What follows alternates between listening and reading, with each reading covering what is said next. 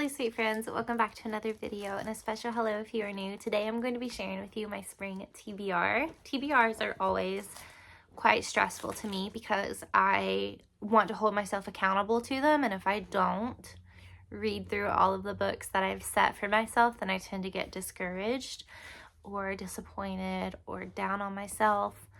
So I like to do seasonal TBRs, and I like to keep them quite short. So I just try to pick 5 books or so that kind of fit in with the season, books that I've really wanted to read, books that have been sitting on my shelves for a while, and I always like to throw in a reread. So these are 5 of the books that I've planned to read this spring.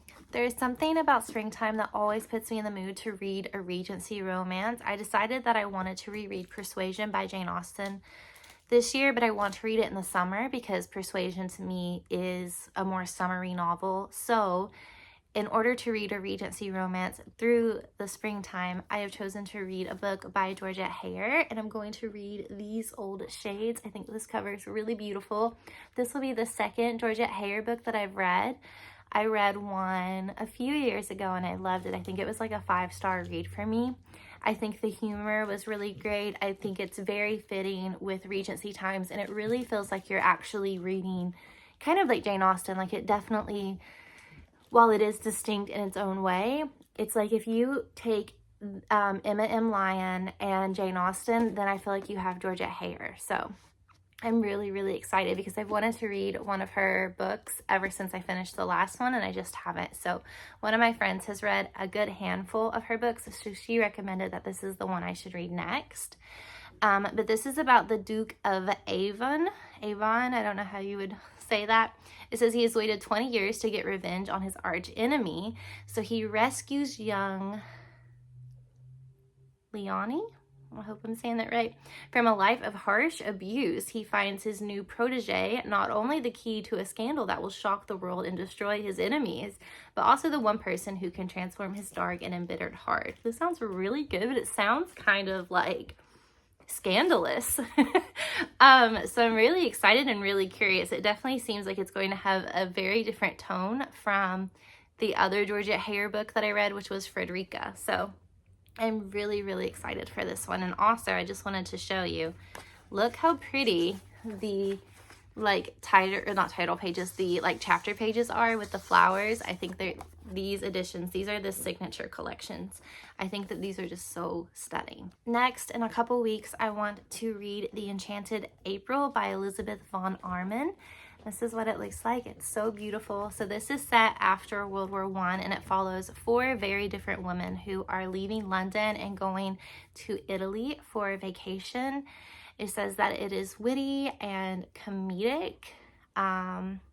It's a story of unlikely female friendship, newfound empowerment, rekindled love, and unexpected romance. I just think that this sounds so fun and so wonderful. I think I'm going to do a reading vlog when I read this one, and I love it. Also on the back it says that it is for anyone who appreciates the charm of Downton Abbey, and I love Downton Abbey, so I'm very much excited about this one. I saw Darlene Desi talk about this in a recommendations video a couple of years ago. It was like a spring, like one of her spring starter packs, I think, and I've had it on my TBR ever since. So I'm happy that I finally have a copy and I can read it. I'm so excited. And the font though on this is so tiny. But I'm very, very excited for this one. So we'll get to see my thoughts on it very soon. Next is a book that I've had on my shelf for a few years. One of my friends bought this for me and I just haven't gotten around to read it. And I feel like anytime there's a book that looks seasonally appropriate that's been sitting on my shelf, I always like to include it in my TBRs. So I have The Switch by Beth O'Leary. I chose this just because I think it looks springy with the colors and stuff, but we'll see. I don't know. And I think this is loosely based off of The Holiday, the film with Jude Law and Kate Winslet and Cameron Diaz and Jack Black, which I watched that for the first time, not this past Christmas, but the Christmas before, and was obsessed, especially with Jude Law's character. Oh my gosh. But this is about Eileen. She is single and about to turn 80, and she wants a second chance at love, but she lives in a Yorkshire village that doesn't really offer gentlemen for her to date. And then it also follows her overachieving 20-something granddaughter, Lena. So she has to take a 2-month sabbatical because she blew a big presentation at work. So they decide to swap places. The young woman is going to the Yorkshire village and Eileen is going to London, and they're hoping that this will allow Eileen to look for love, and then Lena can take rest and just take care of her grandma's home in Yorkshire. So I think that this sounds really fun and just really sweet. Again, I love the holiday, so I feel like if it kind of captures those vibes, it's going to be really, really good. So we shall see, but I have high hopes for this one, so hopefully it's really good. I feel like it never fails. Every time I sit down to film a video, Clemmy eats. And the reason her food's in the living room, I know that might sound really weird. This is just me going off on a tangent. I'm sorry. But it's because when we have a really like closed concept house. So the kitchen and living room are like very closed off. And when she was a puppy, she just was never brave enough to wander into the kitchen to eat on her own. So we just kept her food in the living room since that's where we were most of the time. So she would eat. And we're moving in a month or two. So it just never made sense to get her, you know, back in that habit of eating in the kitchen. That'll be like a task for the new house. But I feel like every time I sit down to film, she's like, I'm hungry. I'm going to eat and crunch and slurp in the background. But anyway, the next book that I have is Spring by Ali Smith. I have been reading The Seasonal Quartet by Ali Smith. So each of these are set during the Brexit in England, and they follow a different group of characters. So the characters in autumn and winter didn't overlap, nor are the characters, I believe, in spring. So this says, what unites Catherine Mansfield, oh my goodness, that's perfect, Charlie Chaplin, Shakespeare, Beethoven, Brexit, the present, the past, the north, the south, the east, the west, a man mourning lost times, a woman trapped in modern times, spring. This sounds really good.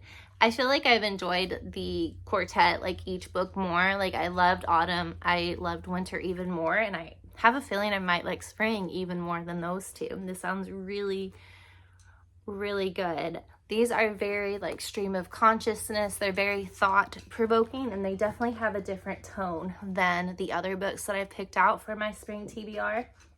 I feel like these are more fun, lighthearted. This, while it does seem like it will be a little bit more fun, more so maybe than some of the other ones, I definitely feel like it is going to be a little bit heavier, a lot more thought-provoking. So I feel like it'll be a good one to kind of balance out these other books.